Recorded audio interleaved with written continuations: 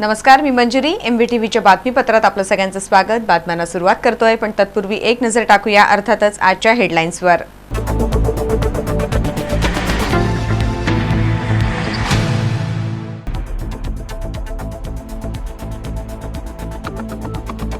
आमदार आपल्या दारीच्या माध्यमातून आमदार मंदाताई म्हात्रे यांनी साधा नेरूळवासियांशी संवाद, समस्या जाणून सोडवण्याबाबत दिलं आश्वासन.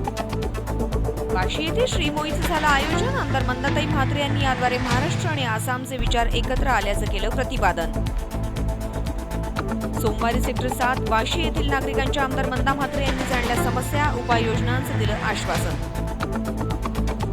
NMFT बस चालकाला क्षुल्लक कारणावरून बेदम मारणाऱ्या रिक्षा चालकास पोलिसांनी घेतलं ताब्यात. बस चालक गंभीर जखमी.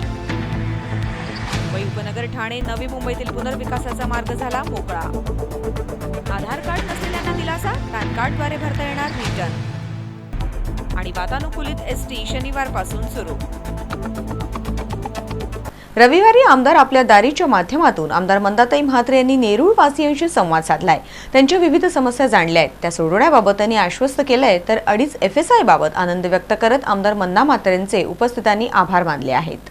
बेलापूरचे आमदार मंदाताई म्हात्रे सदैव तत्पर असतात सामान्यांच्या समस्या सोडवण्यासाठी. याच अनुषंगाने आमदार आपल्या दारी या माध्यमातून त्या सामान्य नागरिकांच्या संपर्कात येतात, त्यांच्याशी संवाद साधतात, त्यांच्या समस्या जाणून त्या सोडवतात. याच प्रथेप्रमाणे 11 जून म्हणजेच रविवारी आमदार मंदाताईंनी नेरूळ सेक्टर 21 येथील शंकराचार्य उद्यानात सेक्टर 21, 23, 25 आणि 27 येथील नेरूळकरांशी संवाद साधला. पावसातही नागरिकांची मोठ्या संख्येत उपस्थिती पाहायला मिळाली. या ठिकाणी भाजपाचे पदाधिकारी सुनील होनराव आणि नेहा होनराव यांनी याचे आयोजन केलं होतं. यावेळी उपस्थितांनी त्यांच्या विविध समस्या मांडल्या, जसे उक्त ठिकाणी झाडे वृक्ष छाटणी होते ते थांबवा, पोलीस गस्त आवश्यक आहे, वाहने वाढल्यामुळे वाहतूक कोंडी सुटण्यासाठी वाहतूक पोलिसांची गरज आहे, रस्त्यावरील दिव्यांची समस्या, तसेच उद्यानात शेडची व्यवस्था असावी आदी समस्या त्यांनी मांडल्या. तसेच 2.5 FSI बाबत अभिनंदन करत आमदार मंदाताईंचे आभारही मानले. काही समस्या ज्या मांडल्या त्या ताईंनी एकदम उदारपणाने म्हणजे मनापासून त्या सगळ्या सोडवलेल्या आहेत.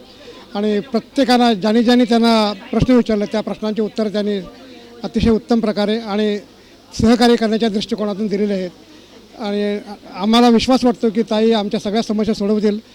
आजचा कार्यक्रम खूप चांगला झालेला आहे.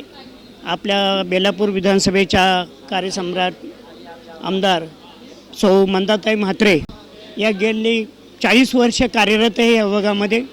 आणि नवी मुंबईची जाण असणारी असं आमच्या नेत्या मंदाताई त्यांनी आज खऱ्या अर्थाने ज्या रिडेव्हलपमेंट आहे, कस्टर डेव्हलपमेंट आहे, या बाबतीत सर्व नागरिकांना जे मार्गदर्शन केलं ते बहुमोलाचं मार्गदर्शन आहे. मी सेक्टर 21 वेलफेयर असोसिएशनचा अध्यक्ष आत्माराम बुद्धे मी त्यांचा धन्यवाद व्यक्त करतो. धन्यवाद. 19 से मैं रहता हूँ यहाँ पूरे सेक्टर 21 में कोई भी ज्येष्ठ नागरिक संघ बना हुआ नहीं है.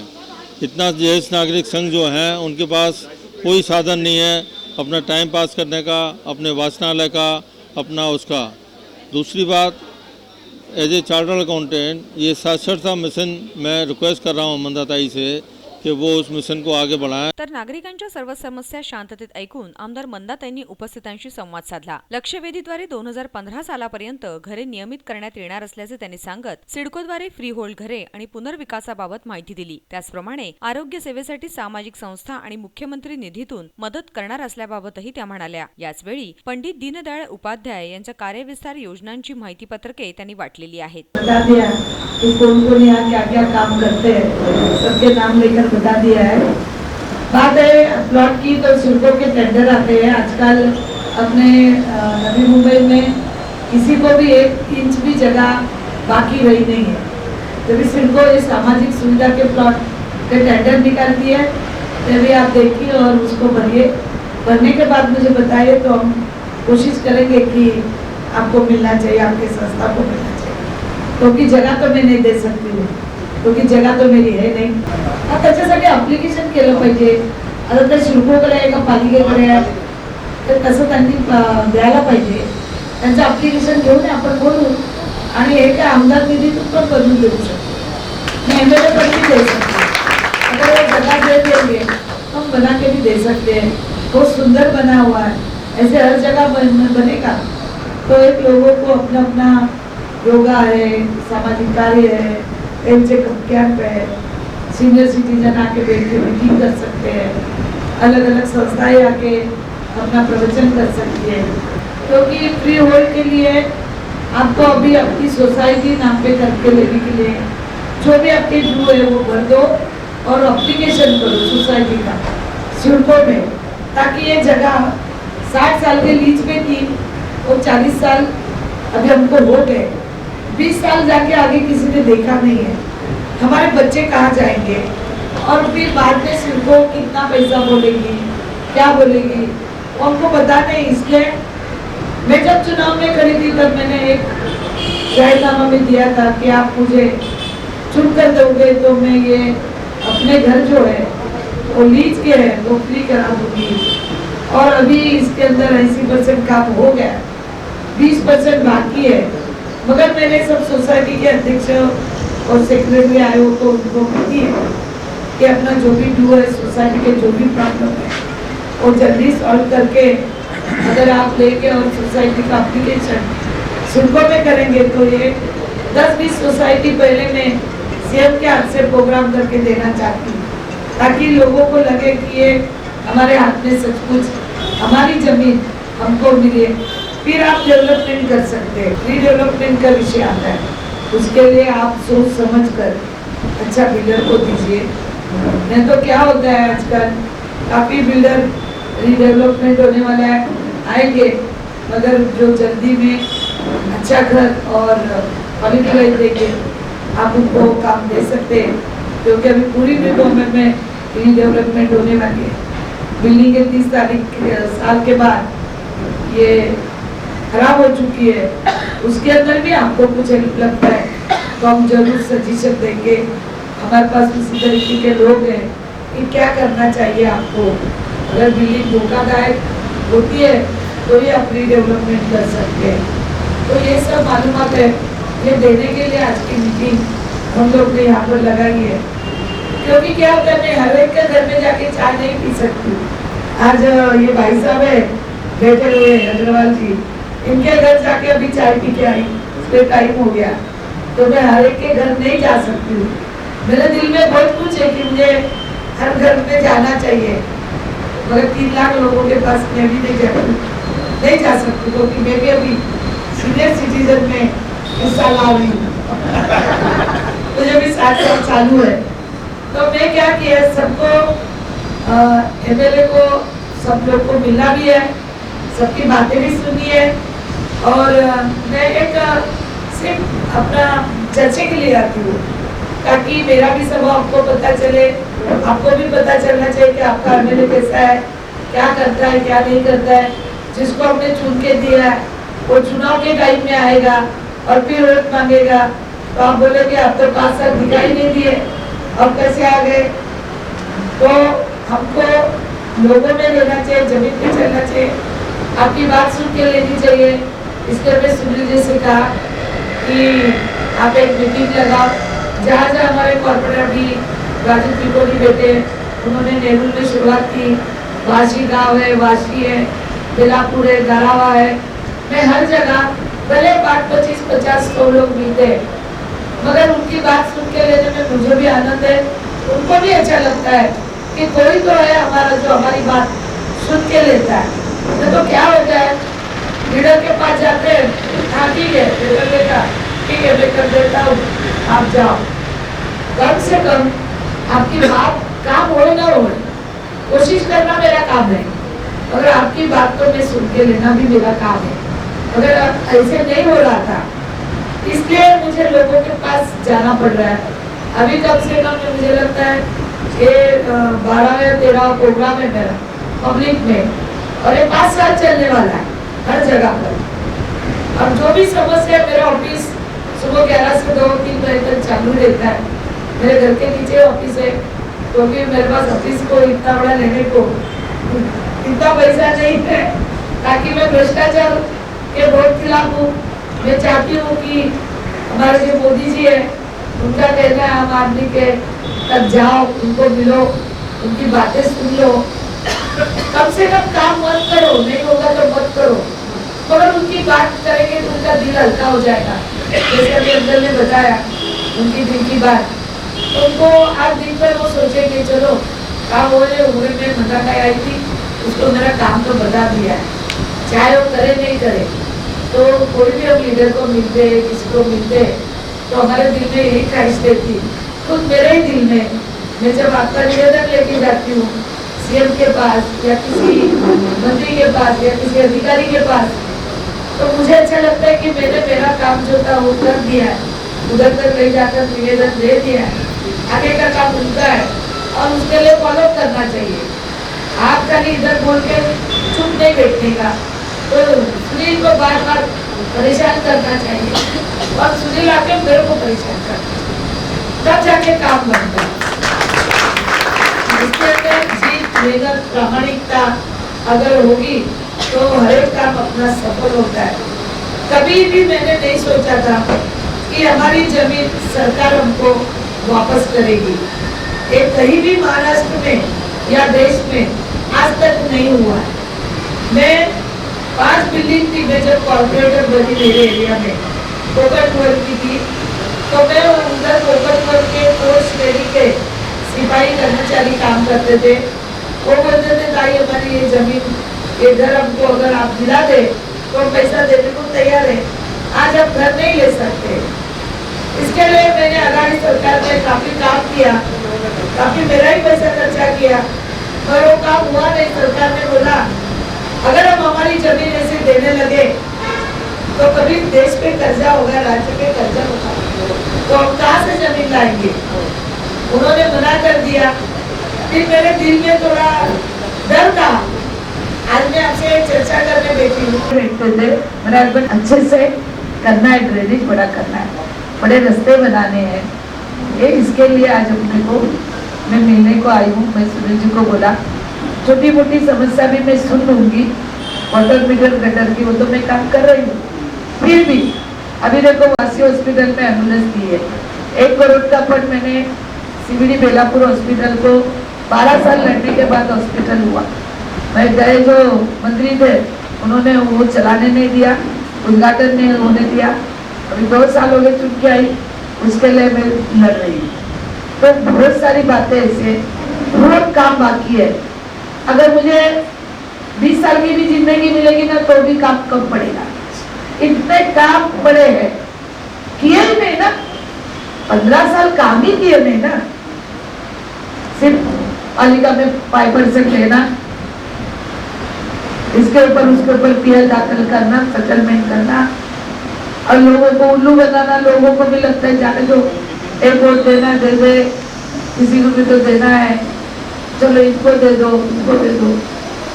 अब जाकर सही मायने में ये 2 साल में लोगों के बड़े बड़े काम जो हो रहे हैं, रिडेवलपमेंट है, फ्री होल्ड है, पढ़ाई है, पैसा है, बहुत कुछ काम करना बाकी है। और आपका सबका मुझे साथ चाहिए, सबका आशीर्वाद चाहिए। आप छोटे काम मत देखो, आप बड़े काम का सोचो। बड़े काम कर लेंगे हो तो छोटे काम ऑटोमेटिक कर लेंगे। सुनील जी जैसे लोग है यहाँ पर जो आपके छोटे कामों के लिए आपको प्रतिनिधि हमने दिए, तो छोटे मोटे काम मैडम की जो भी आपके है, लाइट है, ये झाड़ है, ये काम के लिए मेरा टाइम वेस्ट मत करो, मेरे से कुछ अच्छे काम करके लो, ये मैं कहना चाहती हूँ। और जो भी निवेदन लाए वो मुझे दे देंगे तो उसके ऊपर मैं बात करेंगी। नेरूळ येथील आमदार आपल्या दारी या उपक्रमात ज्येष्ठ नागरिक आणि महिलांचा सहभाग जास्तीत जास्त होता। यावेळी आमदार मंदाताईंना विविध समस्या सांगितल्या व आता या समस्या सुटतील असा विश्वास नागरिकांच्या चेहऱ्यावर स्पष्टपणे दिसत होता। तर आपल्या कोणत्याही समस्या असतील तर त्याबाबत आमदार मंदाताई म्हात्रे यांना संपर्क करून समस्या सांगाव्यात असं आवाहन आमदार मंदा म्हात्रे यांनी जनतेला केलेलं आहे। कॅमेरामन प्रणित कापसेसह रिपोर्टर राज चव्हाण, MVTV। आसामी समाजातर्फे वाशी येथे श्री मोई या साहित्यावर आधारित कार्यक्रमाचं आयोजन करण्यात आलं होतं, ज्यात आमदार मंदाताई म्हात्रे सहभागी झाल्या होत्या व श्री मोईच्या निमित्ताने महाराष्ट्र आणि आसामचे विचार एकत्रित आले असं प्रतिपादन यावेळी आमदार मंदाताई म्हात्रे यांनी केलेलं आहे।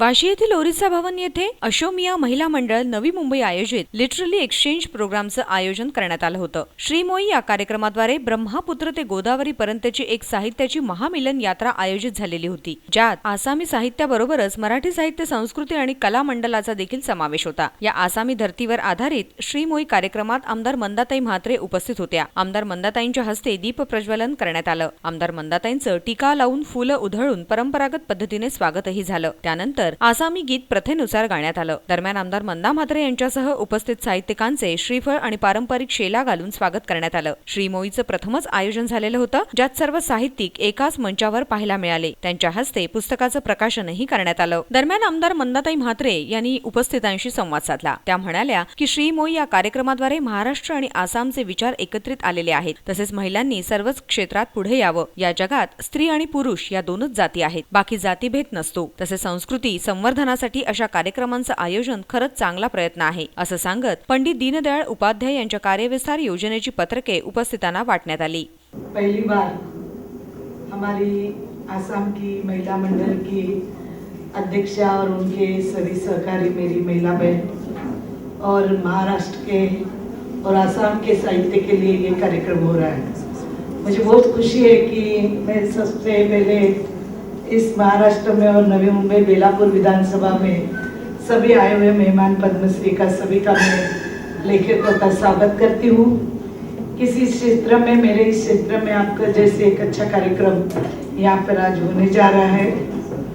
मुझे खुशी है कि हम अब हमेशा सोचती हूँ मैं कि हमारा देश एक है, अखंडता है, क्योंकि हमारा देश एक है करके ही हम लोग आज आप देखेंगे तो नवी मुंबई में एक मिनी इंडिया का स्वरूप है.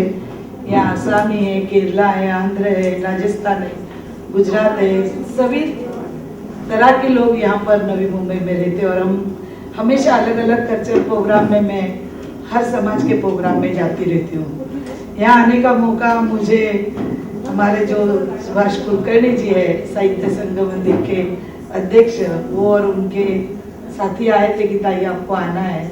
यहाँ के मुझे अतुल कुलकर्णी जी से भी मुलाकात हुई, ठाकुर जी से, बहुत सारे लोगों से पहचान हो गई. यहाँ जो आपकी महिला मंडल की अध्यक्ष है वो भी मुझे जानती है. और अभी जो गीत आपने गाया आसाम का बहुत ही खूबसूरत और एक ही ताल में, एक ही सुर में बहुत ही सुंदर लग रहा था. मुझे लगता है आसाम और महाराष्ट्र में कोई अंतर नहीं है, कोई फर्क नहीं है, ना हमारे रहन सहन में है, ना हमारे खाने पीने में, ना हमारे स्वभाव में है. हम देखते हैं जब भी आसामी लोगों का प्रोग्राम होता है तो हमेशा यहाँ पर मुझे बुलाया जाता है. यहाँ जो दुकानें हैं आसाम की, काफ़ी चीज़ ऐसी है. आपने अभी जो रंगी बेरंगी साड़ी पहनी है, मुझे खुशी लगी कि महिलाओं को महिला मंडल के प्रोग्राम में, मुझे कुलकर्णी साहब ने कहा कि ये पहली बार प्रोग्राम कर रहे हैं. महिला देखो, जब महिला ठान लेती है, महिला को अगर पता होता है हमको इस चीज़ करनी है तो वो बराबर काम करते और अच्छे तरीके से. ये पहला प्रोग्राम है और आगे जाकर देखो अगला प्रोग्राम इससे भी खूबसूरत और इनके ही जैसा, जैसे ये सभी खूबसूरत यहाँ पर मुझे भी बहुत खुशी हो रही है. मेरे पास कुछ कहने के लिए शब्द नहीं, मगर ये महाराष्ट्र का विचार और आसाम का विचार यहाँ लेखक आके जो आदान प्रदान करने वाले हैं उसके लिए मुझे खुशी हो रही है, क्योंकि हमारी संस्कृति, हमारे संस्कार जो भी है वो एक जैसे ही है. सिर्फ हम लोग अलग अलग डिस्ट्रिक्ट में, अलग अलग राज्य में पैदा हुए करके हम लोग आसामी हैं, हम महाराष्ट्रियन हैं, मगर दो ही जात को मैं मानती हूँ, एक स्त्री और पुरुष. बाकी किसी का भी उंगली काटेगा तो ब्लड लाल कलर का ही आने वाला है, रेड कलर का ही आने वाला है. तो मैं दो ही जात को मानती हूँ, स्त्री और पुरुष को. बाकी मेरे लिए कोई जात ये महत्व नहीं रखता है. पूरा हिंदुस्तान हमारा है और हम सब महिला हिंदुस्तान के लिए अच्छे से अच्छा काम करेंगे. और मुझे इतनी अच्छी सब महिला मेरे क्षेत्र में है और कंधे से कंधा मिलाकर हम अगला प्रोग्राम में आपको पूरा सपोर्ट करूंगी. कुलकर्णी साहेब, माझ्याकडे तुम्ही यायचं पुढच्या कार्यक्रमाच्या वेळी. आणखीन आपण या कार्यक्रमाला कसं महत्त्व देऊन पुढे न्यायचा प्रयत्न करू. जे लेखक येतात, इतके साहित्यिक आले तुमच्याकडे आणि ते चांगलं चांगलं साहित्य तुमचं मराठी आणि आसामचं करणं, त्यासाठी नक्कीच मी तुम्हाला मदत करीन. आणि खूप आनंद झाला मला, मराठीत सांगते, आणि खूपच म्हणजे मी सांगू शकत नाही, त्यासाठी माझ्याकडे शब्द नाही. आणि शब्द आहेत तर ते शब्द येतही नाहीत. त्याच्यामुळे पुन्हा मनापासून एकदा तुमच्या या सगळ्या कार्यक्रमाला मी धन्यवाद देते. जय हिंद, जय महाराष्ट्र, जय आसाम. दरम्यान उपस्थित साहित्यिकांनी आपला अनुभव, लेखनशैलीविषयी, साहित्याविषयीचा आपला दृष्टिकोन व्यक्त केला. और जय हम सब की. अगर हम सब ही नहीं हो तो जय किसके सामने कहे. सो हमारी भी जय जयकार, आपकी भी जय जयकार, आसामी साहित्य की भी जय जयकार, मराठी साहित्य की भी जय जयकार और भारतीय साहित्य की भी जय जयकार. भारतीय साहित्य कोई ऐसे अपने आप में नहीं बनता. बंगाल से लेकर बंबई तक, गुजरात तक और दक्षिण भारत से लेकर कश्मीर तक, इस सभी भाषाओं का जो मेल होता है, और 29 प्रदेश है हमारे देश में, और 29 भाषा और उपभाषा तो कितनी है कि हम गिनती भी नहीं कर सकते. और फिर भी हम अलग अलग होते हुए भी एक है, और ये भारत की सबसे बड़ी देन है. और हम 70 साल एक साथ जी रहे हैं, और आगे जितने भी वर्ष होंगे उसके साथ में हम जिएंगे, ऐसी उम्मीद करते हैं हम अपने सबके साथ में. हिंदी अच्छी नहीं है तो भी मैं कोशिश कर रहूँगी कि आप लोग समझे, ज़्यादा से ज़्यादा आप लोग समझिए. कुछ भी समझ जब नहीं पाएंगी तब हृदय की भाषा है, जो हृदय की भाषा सबको पहचान जाती है, सब लोगों को ऐसे पहचानने में असुविधा नहीं होती है. तो यही भाषा है हम लोग का.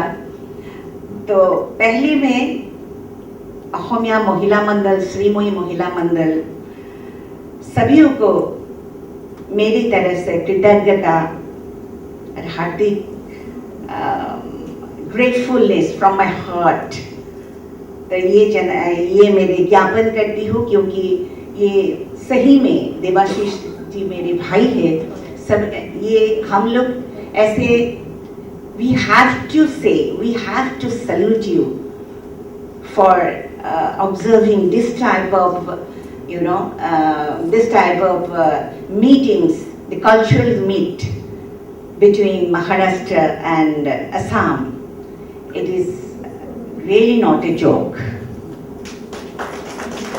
मैं जब कोलकाता में थी तब ऐसा मीट कर रही थी, तब मुझे मालूम पड़ गया था क्या कितना दिक्कत होते हैं, कितना प्रॉब्लम्स आते हैं. तो ये कोशिश महिला ही कर सकती है. अभी मैं मादिताई जी को, एमएलए साहिबा को प्रणाम करती हूँ. और इससे मेरी बातचीत हुई, क्या नहीं करती. महिला लोगों ने दशभुजा के रूप से 10 हाथों है, ऐसे दशभुजा के रूप में सब काम कर लेती है. ये लोग जितना भी महिला मंडल यहाँ पे उपस्थित है, वो लोगों ने घर भी संभालते हैं, बच्चा भी संभालते हैं, ऐसे मीटिंग भी संभालते हैं, घर घर के जाके आमंत्रण भी करते हैं, और सब सोशल एक्टिविटीज जितना भी है. क्योंकि महिला very sensitive, women are always very sensitive, and that's why they can't tolerate anybody's pain. उसको पेन सहन करने के लिए अच्छा नहीं लगता, इसीलिए सब चल जाती है. कोई उपाय तो है ये अच्छा करने के लिए वो सृष्टिशीलता. मैं आज जो साहित्य का ये कल्चरल एंड साहित्य का एक्सचेंज हो रहा है, इसी में सृष्टिशीलता क्या है. मैं तो समझती हूँ एक महिला में पहले से ही सृष्टिशीलता है. वाशीतील श्रीमोई या कार्यक्रमाद्वारे महाराष्ट्राचे तसेच आसामचे साहित्यिक एकाच व्यासपीठावर एकत्रित आले, ज्यांनी आपल्या साहित्यरूपी विचारांची देवाणघेवाण केली. व्हिडिओ जर्नलिस्ट सूरज कांबळे, MVTV. सोमवारी वाशी सेक्टर 7 येथे आमदार मंदाताईंनी पाहणी दौरा केला आहे. दरम्यान तेथील नागरिक समस्या रहिवासियांनी निवेदनाच्या रूपात त्यांच्यासमोर मांडल्या. दरम्यान ज्येष्ठ नागरिक मोठ्या संख्येत उपस्थित होते, ज्यांनी आपल्या विविध समस्यांचा पाढा आमदार मंदाताई म्हात्रे यांच्यासमोर वाचलेला आहे. आमदार मंदा म्हात्रे सामान्यांच्या समस्या सोडवण्यासाठी सदैव तयार असतात. अशातच सोमवारी सकाळी वाशी सेक्टर 7 येथील नागरिकांच्या विविध समस्या सोडवण्यासाठी आमदार मंदाताईंनी उक्त जागेवर जाऊन पाहणी दौरा केला. दरम्यान नागरिकांनी आमदार मंदाताईंना आपल्या विविध समस्या निवेदनाद्वारे सांगितल्या. यावेळी माजी नगरसेवक वैभव गायकवाड, नगरसेविका विद्या गायकवाड यांच्यासह नागरिक आणि ज्येष्ठ नागरिकांची संख्या अधिक पाहायला मिळाली, ज्यांनी आमदार मंदा म्हात्रेंचं पुष्पगुच्छाद्वारे स्वागत केलं. यावेळी समस्या जाणून आता त्या सोडवण्यात येतील असं सांगत पंडित दीनदयाळ उपाध्याय यांच्या कार्यविस्तार योजनेची पत्रके वाटण्यात आली. पहली बात तो ऐसी है कि जो अधिकारी लोग हैं वो लोगों को नोटिस देके जो घबरा रहे हैं कि हम तुम्हारे घर के ऊपर के छत निकाल देंगे.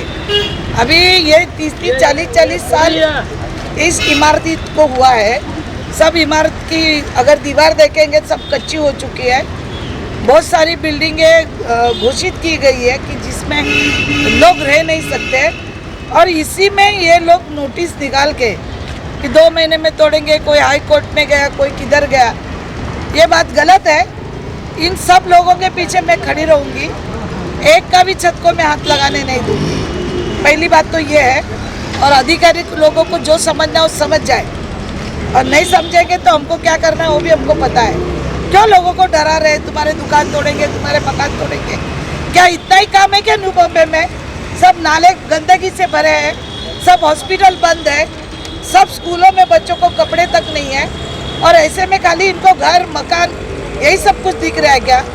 दूसरी बात ऐसी है कि आज यहाँ की कॉरपोरेटर दिव्या गायकवाड़, उनके काफ़ी यहाँ प्रश्न थे. उन्होंने जो अभी सबने नाले का प्रश्न बताया, इस नाले को लेकर पहली बारिश हुई है, आज उसके अंदर देखो क्या परिस्थिति है. तो उसको पैक करना है, उसको बनाना है, ये काम महापालिका का है. ये उन्होंने करना चाहिए. वाटर मीटर गटर का हमको एमएलए को आकर देखना पड़ता है.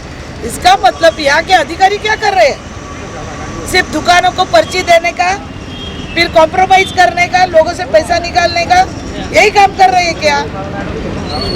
तो ये दिव्या गायकवाड़ ने आकर मुझे ये सब यहाँ की समस्या बताई है.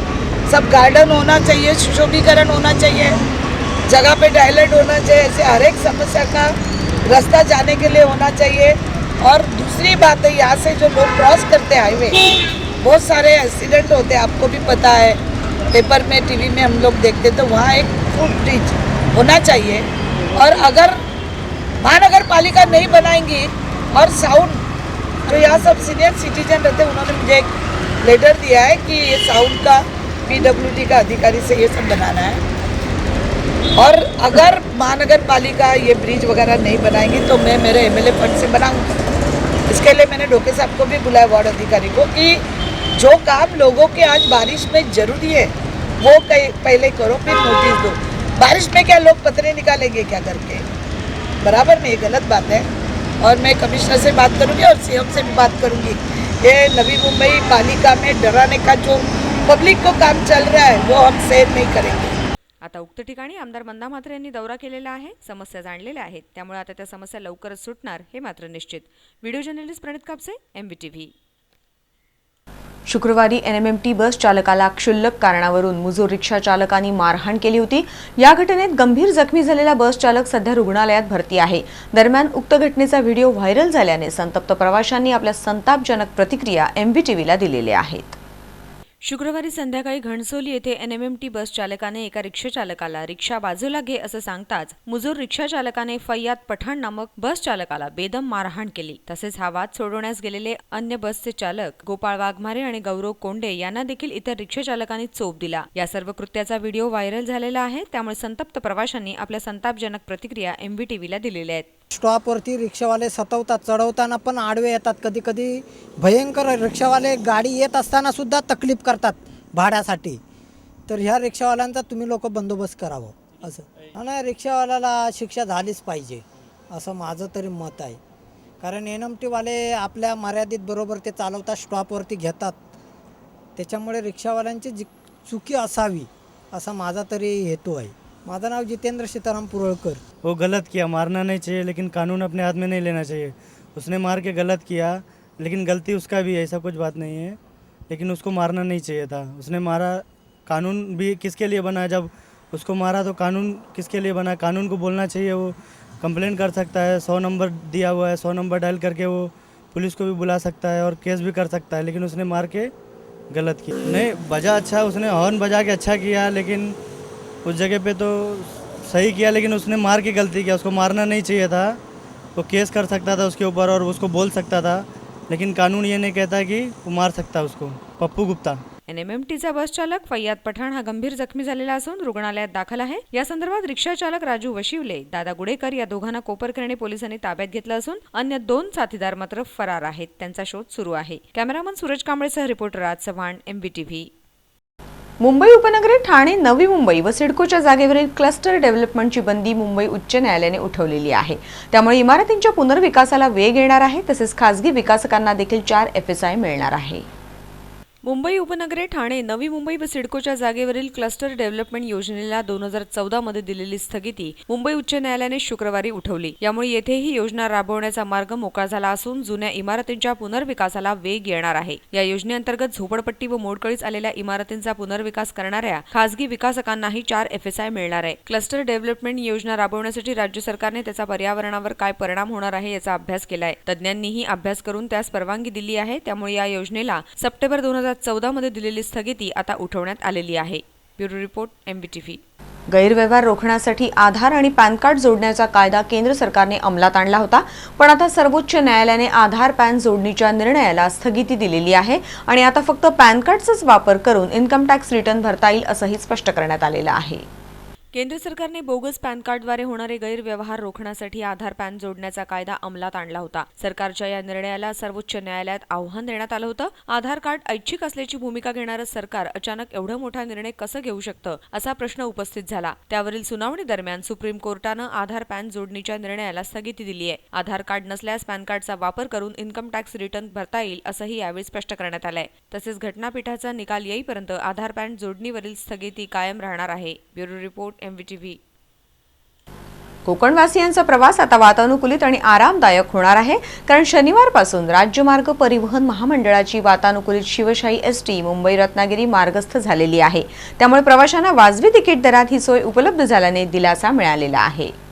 कोकणवासियांचे आरामदायक आणि AC प्रवासाचं स्वप्न सत्यात उतरणार आहे. राज्यमार्ग परिवहन महामंडळाची वातानुकूलित शिवशाही ST मुंबई रत्नागिरी मार्गावर शनिवारी मार्गस्थ होणार आहे. मुंबई ते रत्नागिरी शिवशाहीसाठी प्रवाशाला 556 रुपये मोजावे लागणार आहेत. प्रवाशांची संख्या वाढावी आणि STची अत्याधुनिक प्रतिमा प्रवाशांच्या मनात उमटवण्यासाठी ST प्रशासन भविष्यात विविध उपाययोजना राबवणार आहे. STची वातानुकूलित बस सेवा नसल्यामुळे खासगी वाहतूक यंत्रणा अवास्तव भाडे आकारित होत्या. त्यामुळे STने वातानुकूलित सेवा सुरू केलेली आहे. परिणामी आगामी काळात राज्यातील सर्व भागात ही ST सेवा प्रवाशांना परवडणाऱ्या दरात सुरू करण्यात येणार आहे. Bureau report, MBTV.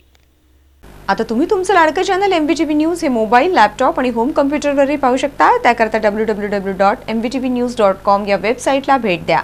आजच्या पुरतं इतकंच. पुन्हा भेटूया उद्या याच वेळी. तोपर्यंत पाहत राहा MBTV. नमस्कार.